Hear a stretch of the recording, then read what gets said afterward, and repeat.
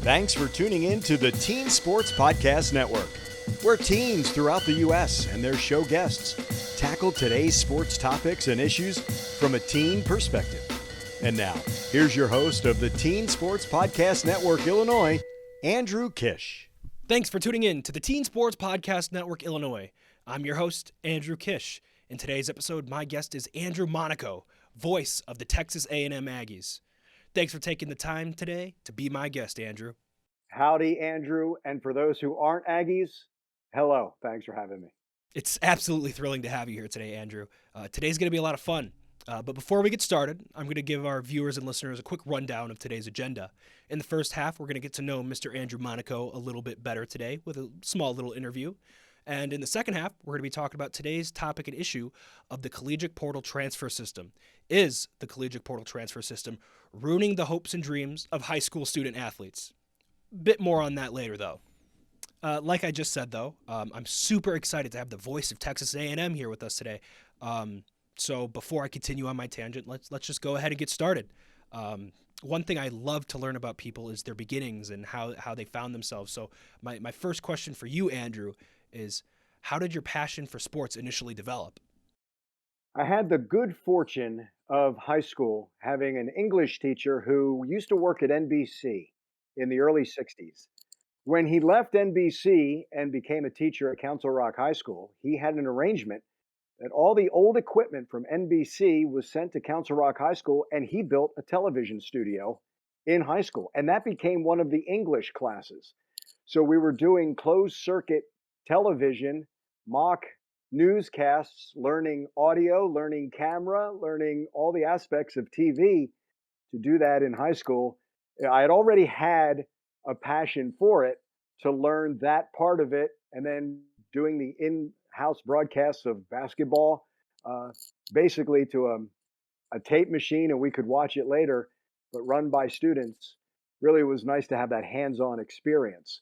That's where it started. Robert Metzger is the one who had that class, and we stayed in touch for a long time, and that was quite the impetus for me. So for college, I was looking for a school that had broadcasting, and Maryland had broadcast journalism, and was able to follow that track there, radio and television there. But it really is Robert Metzger and Council Rock High School to be able to get that hands-on experience. Looking back, proved to be very fruitful. That's super cool. So like it was an English class, but also like a broadcasting class at the same time, or? Yeah, it was there in the studio, Andrew. I mean, he had that studio, and then when there was other equipment that he could upgrade, he would get it from NBC. Longtime cameraman there, early 60s when they were doing the shows, which would have been the transition from live shows, but the big old studios out there in California. So again, just the good fortune of running into someone who had that dream of building that studio for high school students, colliding with someone who had the dream of wanting to be in the business. That's super, super cool. So like at my high school, we had like a separate class for that. So you had to take radio and TV, but it seems like we had something similar. We had this thing called interactive media. So it was an alternative to our English class, but it was like a hands-on. Mm-hmm. So it's kind of similar to what you're saying. That's super, super cool. That's kind of interesting because that's kind of how I started getting into it too. So it's like kind of a similar humble beginnings there. That's pretty cool. But when did you realize you just like, it was more than something you just really enjoyed and you wanted to make this like a full-time career for yourself? I would probably be in high school. I had an idea that was the track that I was going to take through college, and then in college with whether it's the professors or the hands-on there at Maryland with the student station to do the sports. And it was radio on the AM and the FM side, football, both basketballs, baseball, and lacrosse being the state of Maryland. That hands-on, you started as a host, you moved up to color, and when you had the experience or the tenure, that's when you did play-by-play. And it was a great way to learn all those aspects. And then from there, knowing that you wanted to make it a career. And I think the hands-on part of it helps immensely, Andrew, because I'm a big believer in where you may try something and not like it, and then you no longer divert your attention or any energy to that, and you focus more on what you want to do. Some people love to be behind the camera. Some are great audio. Some are great directors, producers. I knew that I wanted to be in front of the camera, but I'm so glad that I have learned those other aspects because I think that's helped make me a better broadcaster. That's fascinating. So like obviously as you went to a college that you could, continue working on this stuff, you started to get to announce college from an early age. When did you get your first like gig as a professional sports broadcaster? Are we talking paying, or are we talking just they allowed me to be on air? As I guess I could say just like on air in general, because like somebody who's also interested in this field, having the opportunity to just be on air is like life changing. So yeah, when was your first opportunity to do it at all, not just as a job? The AM was a carrier current, which means it was piped into all the dorms and the dining halls. The FM had a signal that was around the College Park, Maryland area. Okay. So had a shift as a DJ. So I was a jock. Everybody had a shift every week. We had a sports talk show on the weekends. My first, though, and this is where our business, what goes around comes around. You talk about the networking. Mm-hmm. My first would be as host, Maryland men's lacrosse, play-by-play guy, 2 years ahead of me. Ended up being one of my advisors when I went to Maryland before my freshman year. Mm-hmm. He is now one of the voices of the Texas Rangers. Wow. Matt Hicks. We had worked together. So that was my first time being the host. One of the lessons that you learned, did an interview with a player mm-hmm. for our pregame show. The interview went about 5.5, 6 minutes. Uh-huh. Matt said, too long. It's got to be 3.5. And you learned back then, you got to put it on that reel-to-reel tape machine. Mm-hmm. You better have a very sharp razor blade. You're going to learn how to edit. You've got to get to 3.5 minutes. So that's all that baptism by fire right there for that. Much different than it is now. See, now you could just mm-hmm. snip everything out in minutes. That's funny. So then you just have to make sure you save. Yeah. Right? But you hated the dull razor, and you hated when you couldn't get the tape. If you couldn't tape those two, if you couldn't splice those two together, you would hear it, and it would bother you the rest of the way. Goodness. Going, I cannot get that little bump out. Boy, has technology. Yeah, that's awesome. That's really funny too. So then that was your first experience. So I know you've been with the WNBA San Antonio Spurs, the AHL San Antonio Rampage, NBA Orlando Magic, and Spurs. So you've had a lot of professional gigs. What was your first like paying career in the sports broadcasting field like? Like what was that experience like? To be able to be paid, and my first job out of college is in Atlantic City, New Jersey, WIIN, and I had been living in that area and was listening to the sports talk show that ran every evening. And I hear that someone who was 2 years ahead of me at Maryland was leaving the station to become a sports anchor, Salisbury, Maryland. Huh. Being, I don't know, naive enough to say, hey, I know him. I can do that.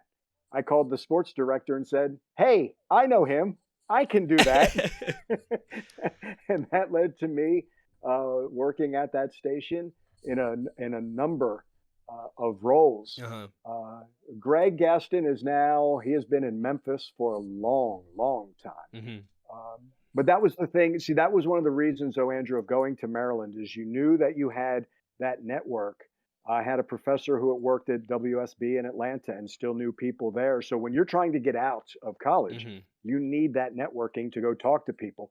And in our business, and I've never forgotten this, all the people, I may have forgotten their names, but I've never forgotten how much help they were. People that I didn't even know who would say, no, you know what, we don't have anything at this station right now, but I have a friend who's starting a new station in this city. Tell him I gave you a call. We understand what all young broadcasters are going through. Yeah. And that's why I think it's very much a pay it back. But to be able to work, to be able to be on air, to be able to solo on your own sports talk show, to be able to run up and cover a Flyers game and come back and put those reports together just there in Atlantic City was pretty exciting. And then, of course, the format changed and we all got fired. And if you haven't gotten fired in our business, I'm not sure you've actually been in our business. Yeah. But, you know, that to me, it was then you plan for a career. Um, can I do this? And I think it's that I call it the I belong moment. There's that moment where you say, "Hey, I belong Hmm. in this business." That gave you a taste. It gave me a taste. Yeah. Um, and to me, I will say this for where I am now. I am thrilled about where I have been in the past because I think all those experiences, all those coworkers, all those situations, good and bad, Hmm.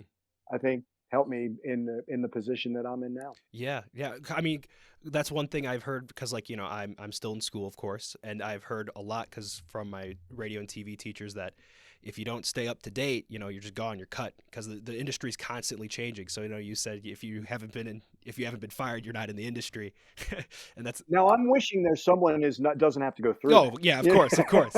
I hope you don't have to. That would be Yeah, no, hey, fantastic. the good job out there. Then, yeah. So, but then, you obviously have persevered, and you're still in the industry. So, how do you stay like up to date with this like constantly evolving industry? Uh, Little known fact: most broadcasters are gossipy. Okay. We love we we love talking to one another about who got this job and who didn't get this one, Hmm. or I didn't get this one, or you didn't get that Yeah. one. No, you have to keep it. It's interesting for me, as I told you. So the first time beginning editing on the reel to reel, the interview being on the cassette, you download. It wasn't a download. You just you record it onto the reel to reel, Hmm. and you splice it to get the timing that you need. Carts, albums, singles. You're working with turntables at that time Hmm. to now everything being digital. Yeah. And I won't take you through the technology, but I can tell you in 1991 at the All-Star game in Charlotte, I'm still with the Magic. And because of the agreement with the NBA, it's the first time that I saw HD. So that's 91. Okay. And it blew me away. They had these TVs, so they were just showing everything that was there at Charlotte Coliseum at the time, Hmm. and it was just to me game changing. That and flat screens Yeah. helped change the game. But I've gone from an analog world to a digital world, and that was a big change. Being with the Magic, uh, we knew other teams were going through that. You had to invest in different equipment, and it is always changing. As for the changes in the industry, I don't think some things change when it comes to broadcaster. Hmm. Uh, the way I think the technology changes in how games are delivered, it's not necessarily a radio network any longer. Satellite apps, you can listen however you are comfortable listening. If you want to Hmm. listen on your phone, through your laptop, if you want to do it that way. Absolutely. What doesn't change, Andrew, is I can't barge into your home and make you listen to me. I have to be invited into your Of home. course. And I've never lost sight of that Uh fact huh. that someone is welcoming into their house, whether I'm on their TV, whether I'm on their radio ears, whether I'm on their phone, whether I'm in their car.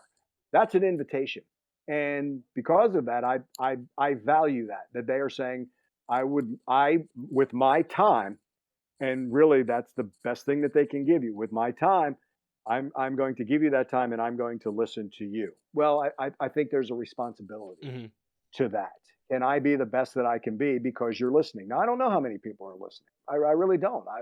But you know what? That doesn't change anything. I'm not going to be good on the games where we're playing the number one team in the country. Hmm. I want to be good every single time. So that's always been something that I have lived by. Ratings can be great, but still, those people, your listeners, your viewers, they all have to invite you into their ears, their eyes, their homes, their cars. And again, I truly believe that's a responsibility for us as broadcasters. Awesome. That yeah, it makes a lot of sense too. Clearly, you've adapted, you've evolved, you've learned all your lessons on how to stay in this industry. You clearly know a lot, obviously, with the success you've had. What are some of the biggest and most important lessons you've learned while in the broadcasting career? You have to earn trust Hmm. for whomever you're working for. If it is at a station, you have to earn trust, obviously, of your coworkers, your crew, uh, but also your sports director or your news director and the owner. Hmm. for me, being in the business and being with teams, you know what? I've got to have the trust of a coach. Hmm. I've got to have a trust of the players. You can't burn them. And you know what? You earn that trust every single time that you're with them. Every single broadcast, every single interview, every single coach's show. Um, you're putting yourself on the line every single time with that. And with that trust that's when they become the relationships. And you can. I've always said things that I do here at Texas A&M or what I've done in the past with the Spurs or the Magic, I will give you a little peek behind the curtain, but you're not going to see the whole thing. Hmm. But can you give viewer, can you give listener a little bit of a background Hmm. to invite them in? That's important. I think it's also, how do you work with a crew? I've seen some broadcasters not very good to their crew, whether it's camera or audio, and I've often thought, you know what? The time in that broadcast when you get in trouble, they are not coming to your defense. I've never understood mistreating crews or thinking that they're below you, anything Yeah, like that's a that. good point. And I've worked with just some phenomenal people. And I think that's the other thing.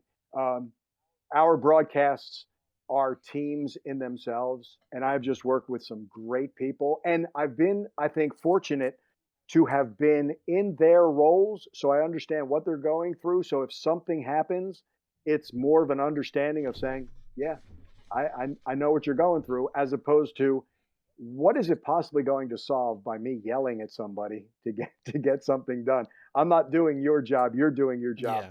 They don't yell at me when I mispronounce something or I get a play wrong, so I admire that. But to work with the people that I have worked with, Hmm. um, that respect for one another. And I have had some great directors of broadcasting who have really allowed me to do some things, to make mistakes or try some things, but allow me to be me and not micromanage, Hmm. but kind of help me be better. And I'm absolutely appreciative of them. Yeah, that's a fair point. You had just mentioned, some of the experiences at Texas A&M, and that's where you are now, and I think that's so cool. What's a typical day at Texas A&M like? What season is it? Okay. It's funny because it kind of changes. For football, I can give you a typical week, Hmm. if you will. Sunday is work on upcoming opponent day. That's when I will go in, if I haven't done it earlier on some downtime, and update what are my spotting board. Okay.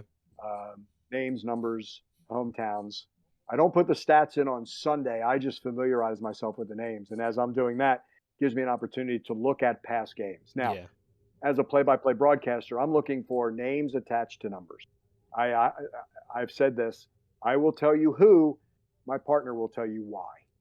So I'm looking at that, or get familiar with formation. Who's going to be on what side of the field? Do they bring someone in on third down? What's the defensive alignment? Hmm. Things like that. That basically is my Sunday. Yeah. Monday becomes media availability day. That's when we start getting our one-on-one interviews. Jimbo Fisher will meet with the media. We'll get some players then. Okay. Tuesday usually becomes stat day for me, where I will start inputting some of the stats for the week. I don't put all of them in, but I will start getting that. Or if there's any changes, usually Monday or Tuesday, I'm talking with the broadcaster from the other school, getting an idea Hmm. of what's been happening. Wednesday is the day that I get Jimbo Fisher one-on-one in his office. Wednesday night is the night that I get Jimbo Fisher for his coach's show. Hmm. So it's the preparation for that. Monday is a very big part of that. It can be what happened in the last game. It can be the upcoming opponent, what he has said on Monday that I would like him to talk a little bit more about.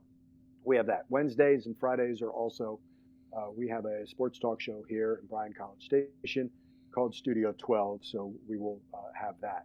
Thursday could be a travel day. Friday, if we are on the road, finish up the notes. Saturday is a game day. Throughout that week, I'm also going to practice as many days as I possibly can. And then Friday is the walkthrough. Maybe my favorite part of the week, because that's when you hear Jimbo Fisher give his last message to the team following the walkthrough here. It could be in our indoor facility. And then Saturday, it becomes game day. Yeah. If the kick is at noon, we go on at 11. We'll do a hit for the local pregame show about an hour and a half before that. So I'm here about 4 or 5 hours before kick. And you know what? You never stop learning over the course of the week. It changes a little bit for basketball. It changes a little bit for baseball. Baseball's 56 games, so you don't always have that. So it's, batting cages. And it's more like I have all week to prepare for football. I have a lot more time for basketball. I'll be at practices, but you have an idea what the starting lineup is. Baseball's different in that you get the lineup 90 minutes ahead, or depending on the manager or the coach, you may get it earlier in the day. He may text that or send that to you. Interview with him around the batting cages, trying to get your interviews with players. Basketball, there's usually a day of media availability. Besides our broadcast, a half-hour pregame for that. We cut a pregame inside Reed Arena with my partner. We actually come over here to the 12th Man Production Studios and cut that. So you're constantly living in the team and saying, okay, when I do this interview, I can use that for this Saturday's game, or I could use it for this Tuesday's game, or you know what, that could be for that pregame. Nope, I'm going to save that for this talk show. But the one thing that I really like is the exclusivity that we get. What do we have that nobody else has? And we have the one-on-one with our players, with our coaches, and that's something I get all the media availability, but I can get them one-on-one. That's going to be the difference when you listen to our broadcasts along our radio network. Is there's an exclusivity, and there's that one-on-one time with coaches and players, and hopefully that has the value and some information to our audience. Yeah, that's so crazy to me because I couldn't imagine just getting all of that information engraved into my head in like 1 week's time. I don't know. Well, you don't have to memorize. Well, yeah, of course. I think that's the mistake people make. Really? And you know this in preparation. Okay. If you write something down, you remember it. Yeah. So, but everything on my spotting boards is written down, and then I've got the other notes around me. I've got lineups and averages in front of me. Now, there's some in my scoreboard, and there are little stories that I'll jot down. Yeah. Here's the other thing: you don't always use them every week. That's the hard thing sometimes. Man, that was really good. Never got a chance to use it because of the game. I learned that as a sideline reporter. Man, I have this great story. Yeah, but you know what? If Tracy McGrady or Tim Duncan turns his ankle, whoa, that becomes the story then. Yeah, absolutely. As the sideline guy, it all. But you can use it again down the line, or again maybe a pregame interview with that player, something like that. But no, I'm not a memorized guy. That's for sure. I'm not that smart. I don't have that much.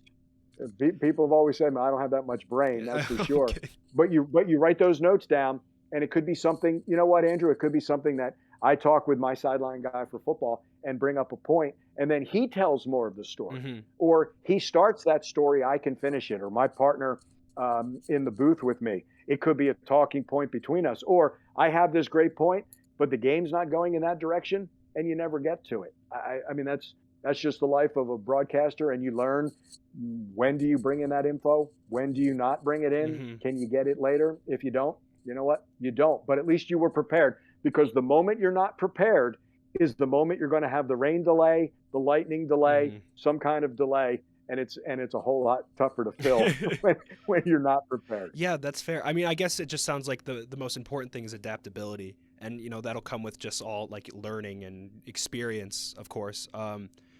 Because you can't script a sporting event, Andrew. Yeah. It's the greatest reality show than any reality show.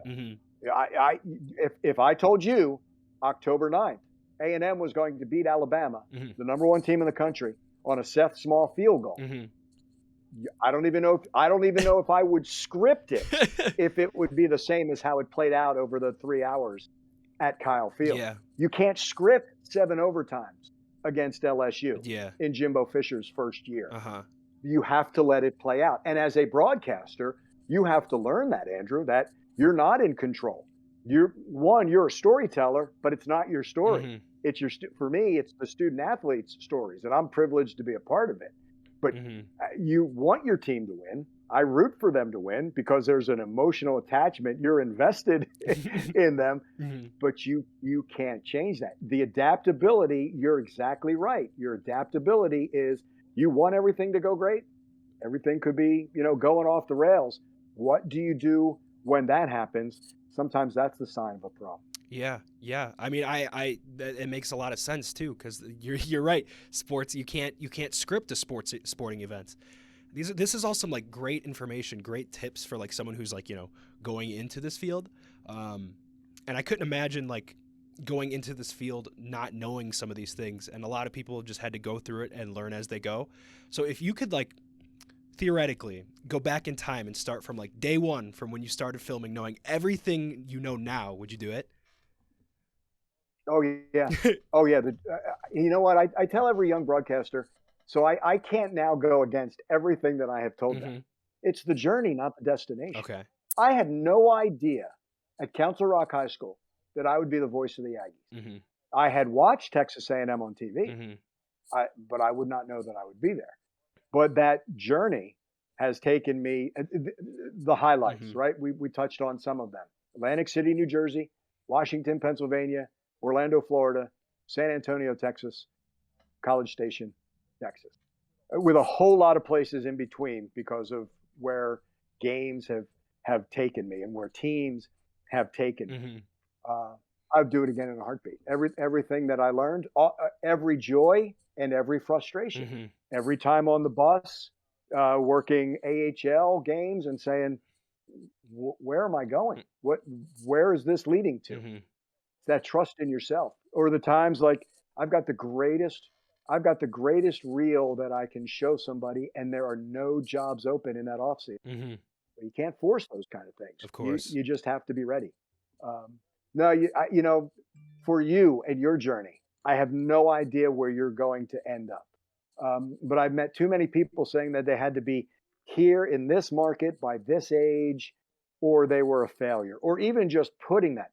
You're not in control of that. You're not in control of someone who's going to hire or fire you, or what happens at a station, or what happens. You can control how good you are.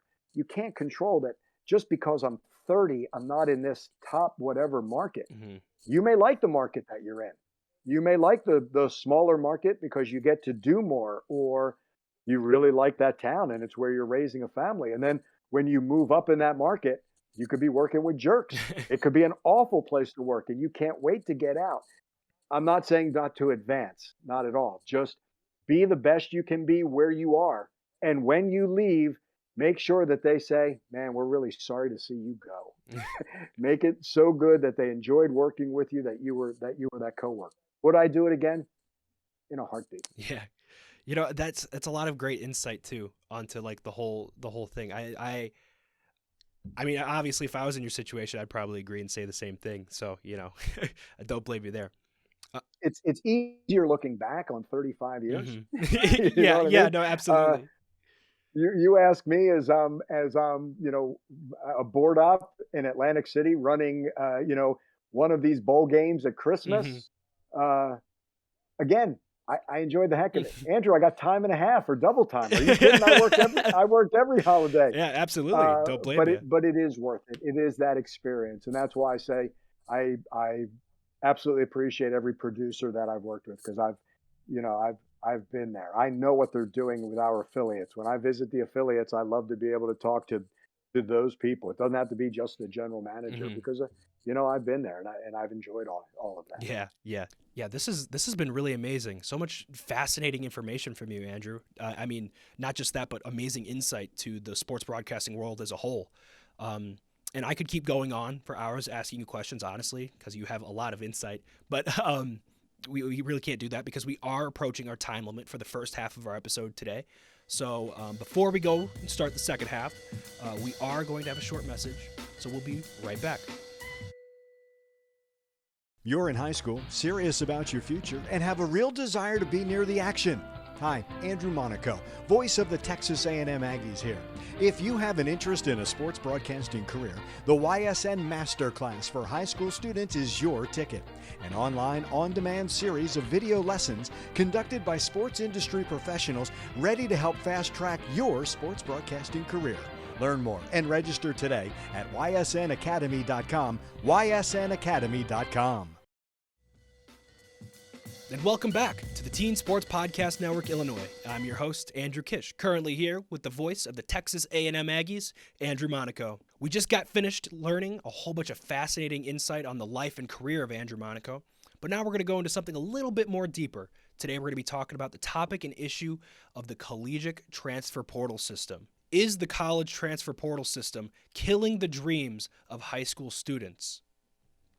It's a new topic. I've recently become aware of it. It's super fascinating to think about that college now has their own version of free agency. The NCAA recently allowed one-time transfers without students having to sit out because that's how it had always been.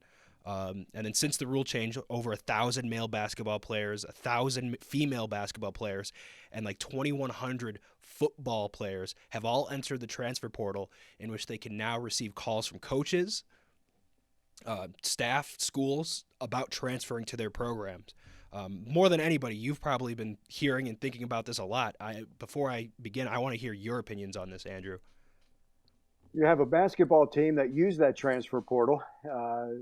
The men's basketball team under Buzz Williams, a couple players left. And he brought in players from around the country for that. But it's also folded in with the freshmen. Is it killing? No. Is it affecting? Yes. But now coaches have to be smart. Two things I think happen, Andrew. I think the world changed in college athletics. One, COVID. Two, NIL and the transfer portal. Now, one of the reasons for this transfer portal, my understanding was, it takes all the rationale and the reasoning away from. Some guys were able to transfer, some women were able to transfer, some were not. Some schools were saying you can go anywhere you want except for these schools, or you can't go in conference. So a couple of years ago, talking with someone in compliance, and she was saying, you know what, let's just give them one time, you can go anywhere you please. Lo and behold, isn't that what happened?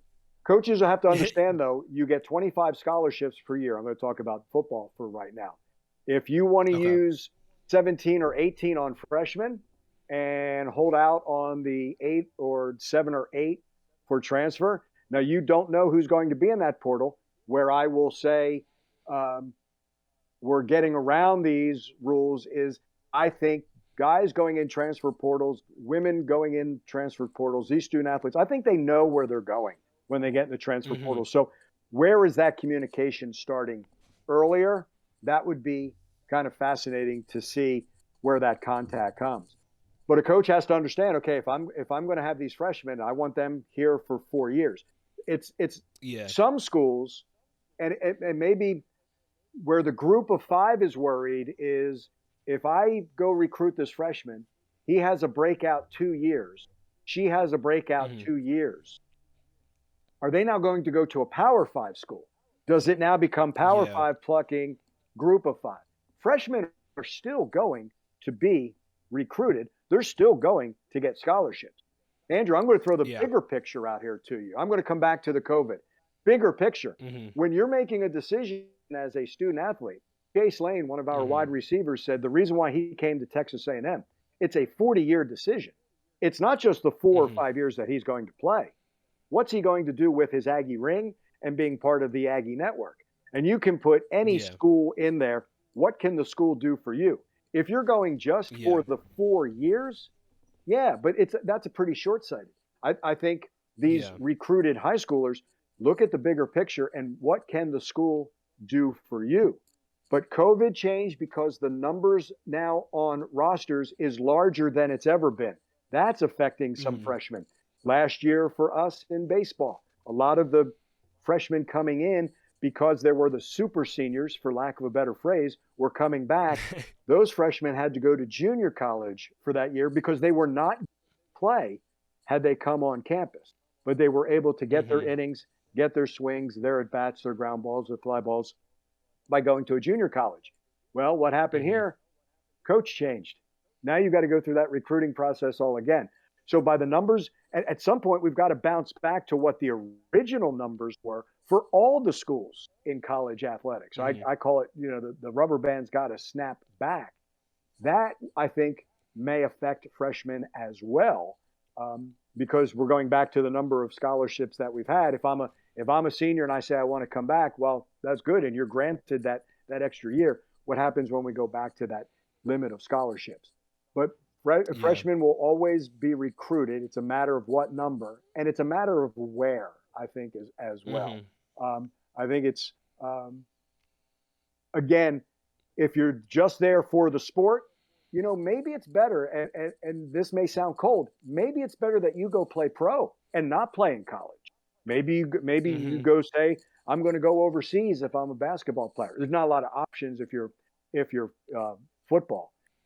But if you again, what it's like when you're being recruited. Are you going just for yourself, or are you going to wear your school? Because for a lot of schools, it's got to be bigger than you. It's got to be about that team. And if you're making it about you, you're going to take advantage of that transfer portal. What kind of teammate are you if you're not starting in your first or second year, as opposed to the guy who had a breakout senior year because he held out? I think there's so many layers to this. I think it affects it, but I don't think it's killing the freshman. Yeah, no, that's a fair point. I didn't even think about it that way. Especially your point on basketball, I think is super interesting. With maybe college isn't the route if you're just going to be a student or just going to be an athlete, because I know in the NBA the one and done rule is kind of just over now. So there's so many options. There's the G League. There's overseas. Which, I kind of agree with that. Like, if you're just focused on being a pro athlete and you're going to be a pro athlete because of your talent, maybe college is, because it's kind of like a waste if you're just going to go there and not even get a true education. I mean, obviously there's the entertainment value and the importance of going to like colleges. It's always been a part of sports, but that's slowly starting to change, especially on the basketball end. Not so much the other sports yet, but I mean, it's possible. I mean, I know with baseball, you can just get straight out of high school into the MLB. So football, I think football is next for those big changes. It's super interesting though with this kind of like the transfer portal, because so many, it's like a new entertainment medium too. Cause like, I'm a huge basketball fan, and one of my favorite parts about the season is when the season's over. Free agency, oh, I eat that up. Here, getting like Woj bombs and stuff. I love that. It's my favorite. It's like, oh, this guy's going here. Like, I mean, I'm from Illinois, big Chicago fan. So the Bulls this season, it's been the best year of my life. It's been awesome to see what happened in free agency. So now that type of stuff can happen in college, because I know you were just talking about football. The Henry, the linebacker from Tennessee, going over to their sectional rival Alabama, or on the basketball end, Remy Martin, that he's just all out scoring, pure just shooting threat.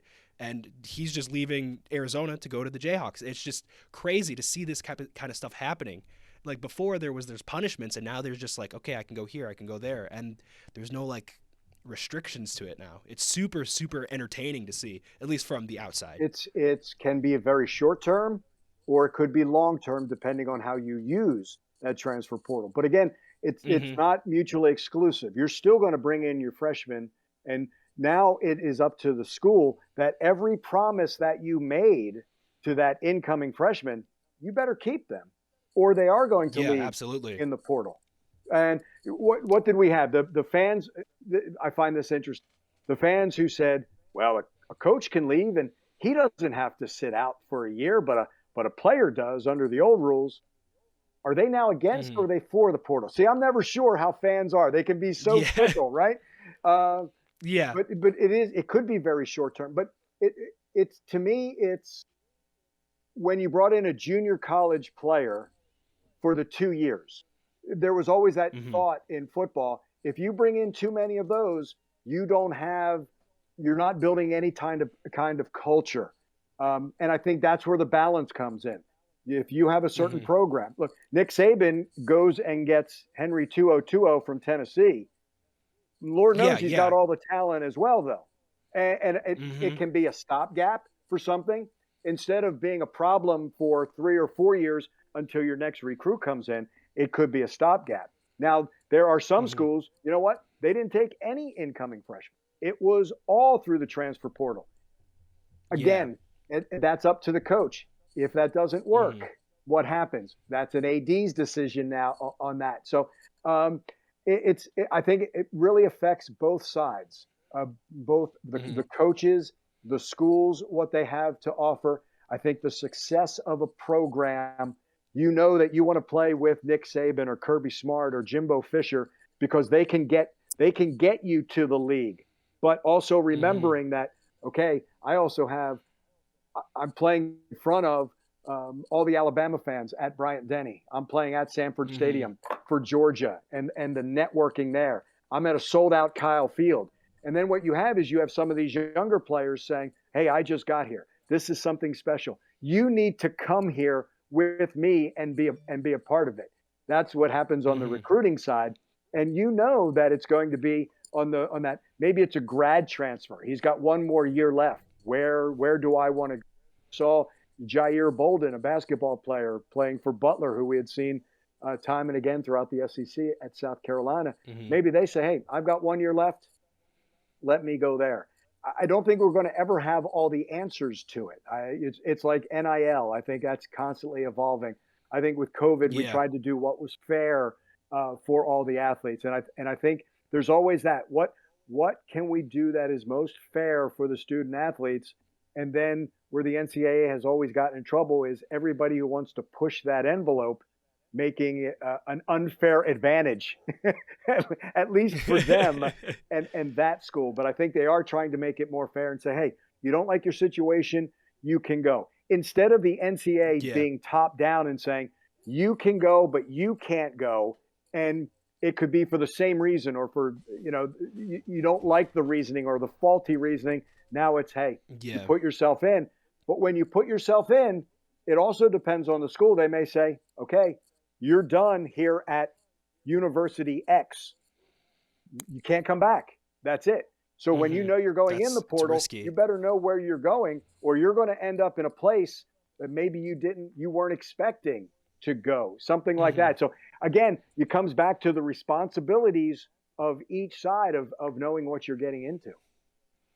Yeah, no, there's a lot of risk reward, but I like what you said earlier about how colleges are now going to be held responsible. Like if they made promises, they're going to have to give it, or the student's just gone, and that's super interesting. I mean, one thing that comes to mind is Russell Wilson. Yeah, he was the quarterback in North Carolina State, um, back in the day, and when he was at the time eligible to go to another school because of losing his starting spot he was guaranteed, but then he went to another school and outperformed, and then he went to the NFL, and it's super interesting to see how this can like change people's careers, because like that was just a scenario in which he was given the exception to be allowed to. You know how many students there's probably in a similar situation that weren't given the exception. So it's just like now that this is an option for all the players, that's super interesting to me. And it I used mean, to be there it are. used to be at the end of their college careers they would go. Now we're seeing it Mm-hmm. earlier in their Mm-hmm. career that they're making that decision. Jalen Hurts, right, goes to Oklahoma. Mm-hmm. Uh, Yeah. Again, there's a lot of those successes, and there's the other ones that you didn't hear. Maybe it is a better situation, but you make a very good point about someone like Russell Wilson. Yeah. No, I just one thing that I think is a concern is some people are saying this gives students too much power, which I personally don't think so. But in scenarios in which where you got an all star type player on your collegiate team, and then they could start making demands, like, okay, this needs to happen, or I'm gone. It's similar to like how in the NBA, like free, like people who aren't free agents could demand a trade, like unless this happens and this happens. That's what a lot of people are concerned about. I don't know how that could happen, because I know there's like a lot of strict rules on what student athletes can and cannot receive, or what things they can and can't be involved with. But I feel like if behind the scenes you never know what's going on, so college students, they have a lot more edge on their playing ability, which I don't know if that could be something to be worried about down the line. The worry would be you've recruited the wrong guy in the first place. If it's going to be I see. if he's going to be a me guy. But again, you Yeah. can think about this though on both sides. One, he's not Hmm. happy, he gets to move. Two, Yeah. the school gets to move on and possibly goes into the transfer portal to get someone who does belong.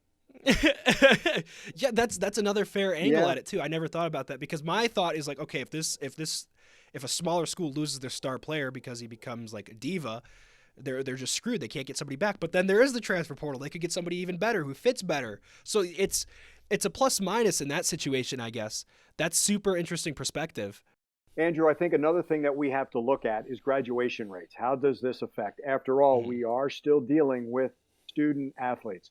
If a player goes into that portal, is the former school penalized? How does it affect the new school? Things like that.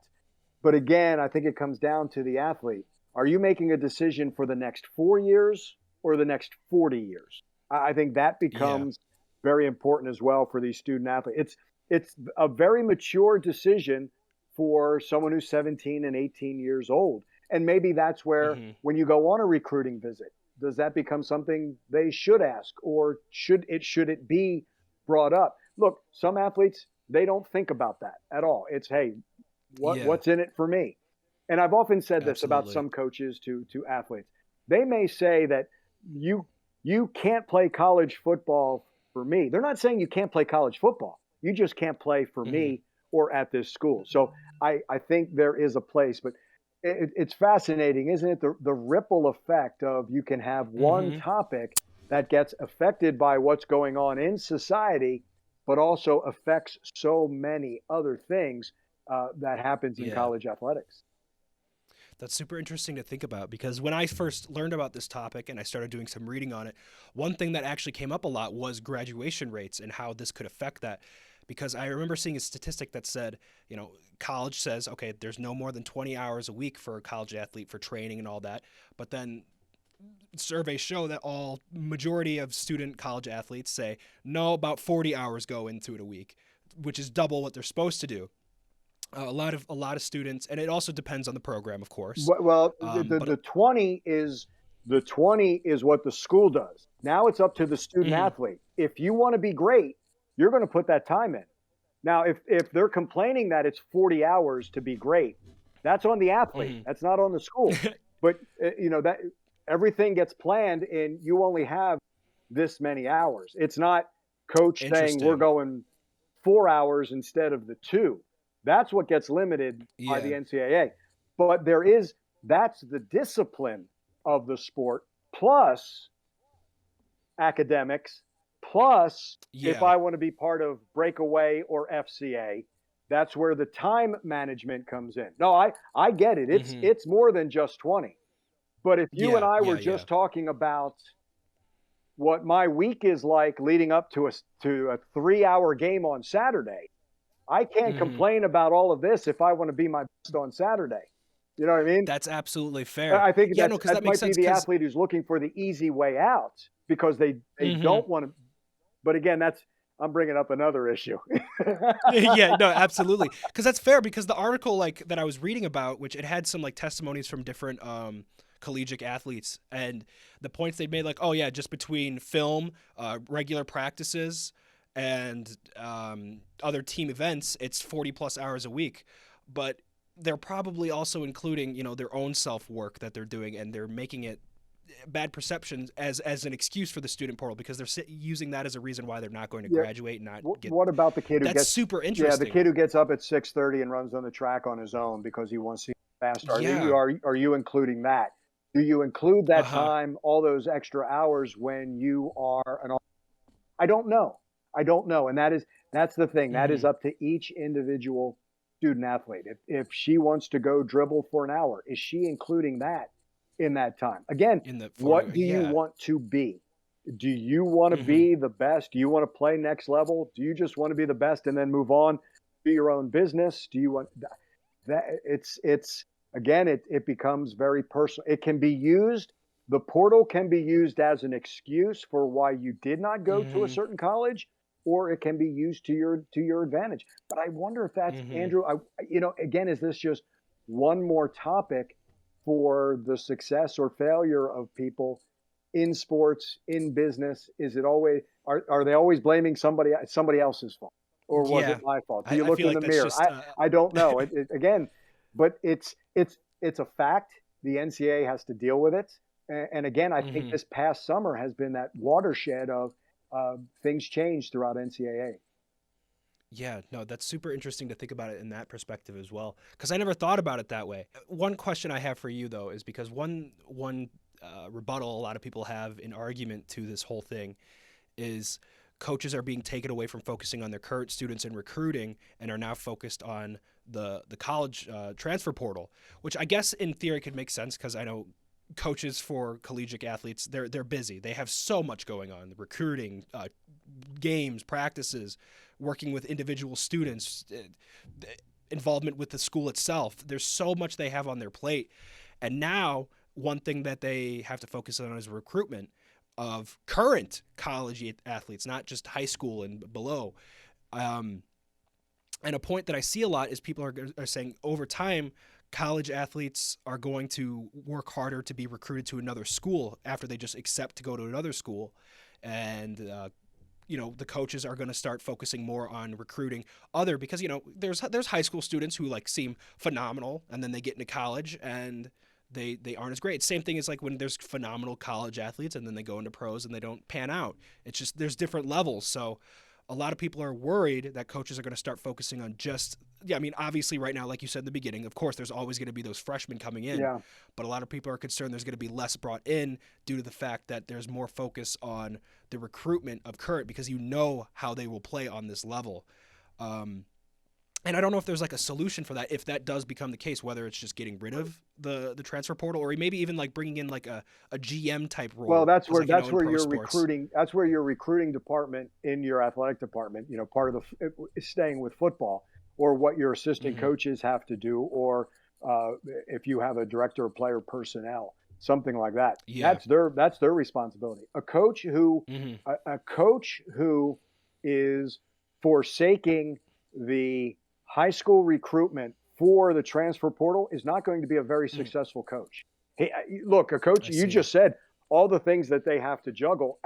And when you add media obligation, booster obligation, things that you have to do for the school, there's even more. There's a lot more. Yeah. And here's the other thing, though. Players recruit players. Coaches bring them in.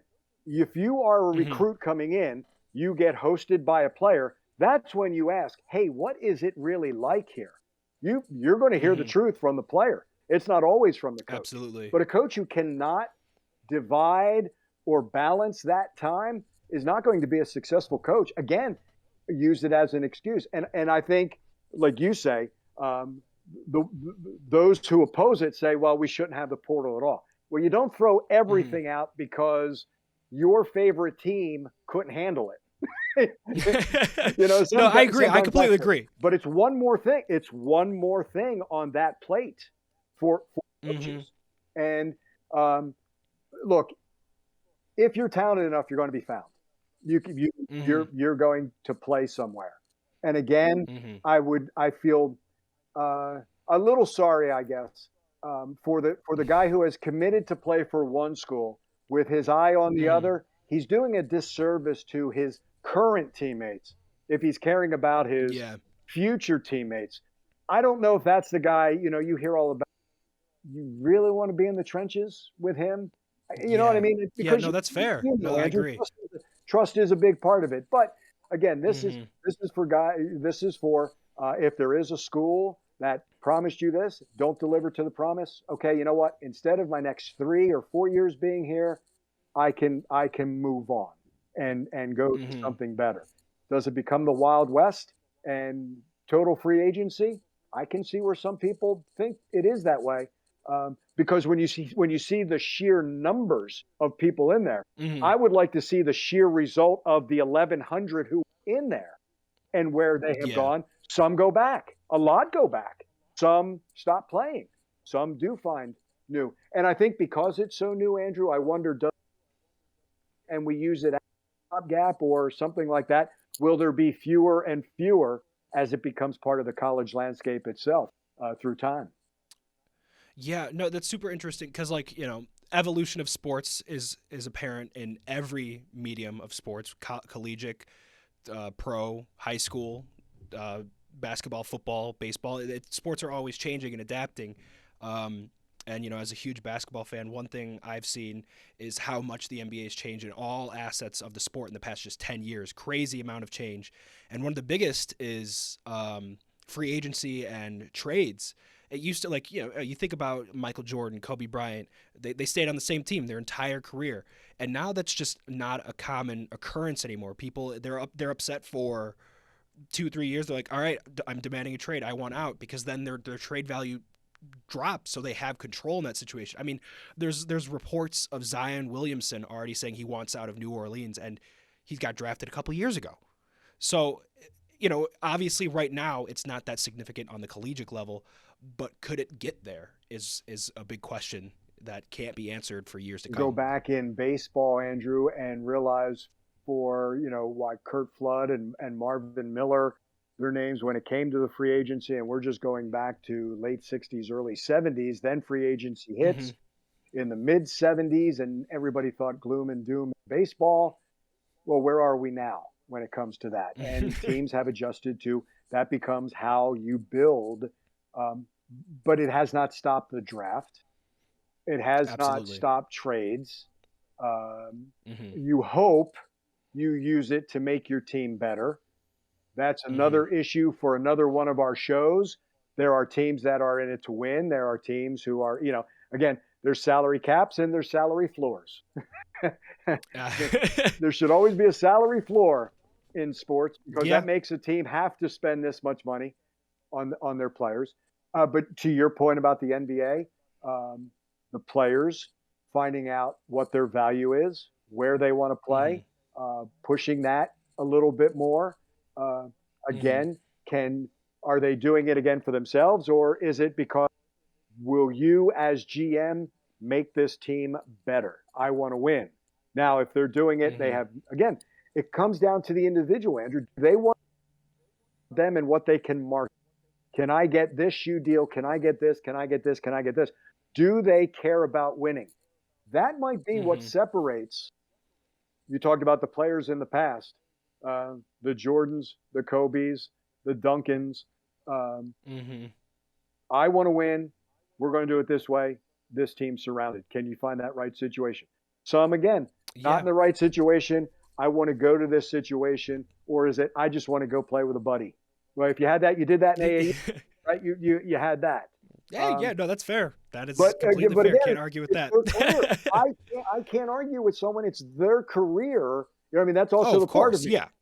Somebody wants to hire me at, another situation. I'm really happy here. I'm not going anywhere. You know what I mean? That's fine. Someone expresses interest in me. Oh, I see where you're coming from. I get it. It's like people say, no, you can't leave school early. If I were a junior in college and there was a TV station that wanted to hire me, so long, everybody, I'll come back and get my.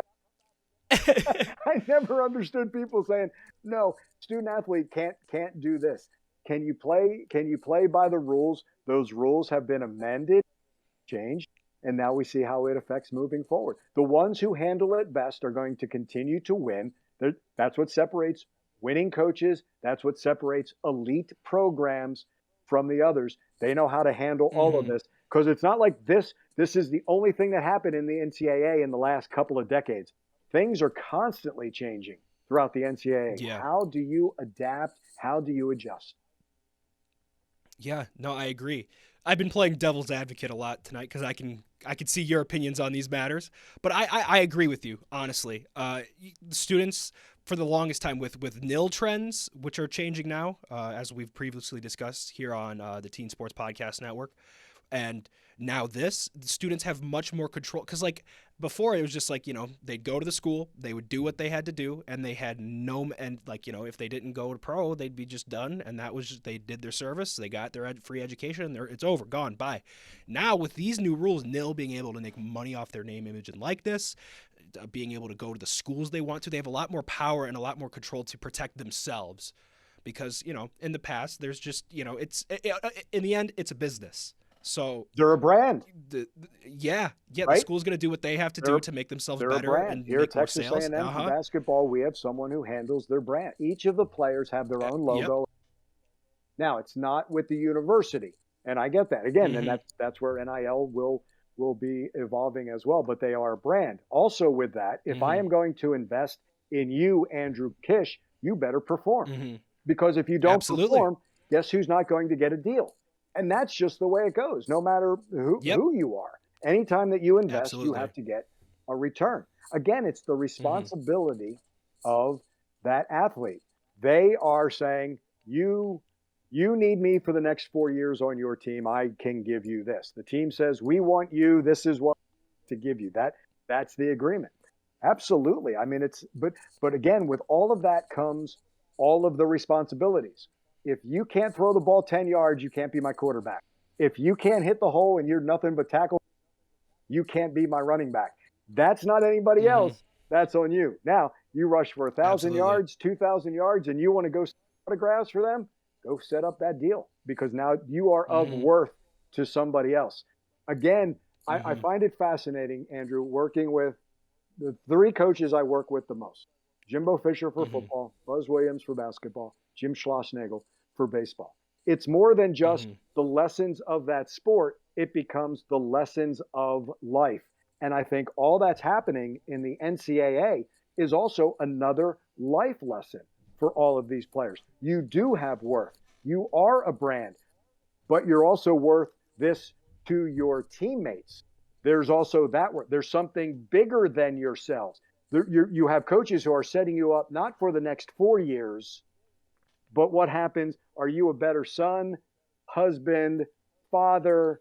I'm just talking about these 3 sports, so I'm staying with the male athletes. Yeah. Are you better now in your business? Things like that. Are you set up? Again, back to the bigger picture. That's the kind of lessons sports teaches you. Now here's some other aspects of sports that you can learn and has an opportunity to make you a better person. Yeah. No, I agree. I completely agree with you. You've had a lot of great points today here, Andrew. And honestly, I'm super excited to see what our listeners and viewers will have to say after they've listened as well. Unfortunately, though, it looks like we are starting to run out of time today. But I've had such a great time having you here today. Absolute pleasure, my friend. Yeah. Well, Andrew, I want to thank you again for joining me today. But before I let you go, is there any way our listeners today can find you online? You can find me on Twitter at Andrew Monaco _SR. That's for senior. I'm the original. Yeah, I'm Andrew Monaco 1.0. I can't tell you how much of an upgrade 2.0 is, but that's how you can get me. And I do a lot of stuff obviously for myself and for what I do here at Texas A&M Athletics through that Twitter handle. Okay, absolutely. Everybody, make sure to go follow Mr. Andrew Monaco here. Thank you again. And that's it. That's our show for today.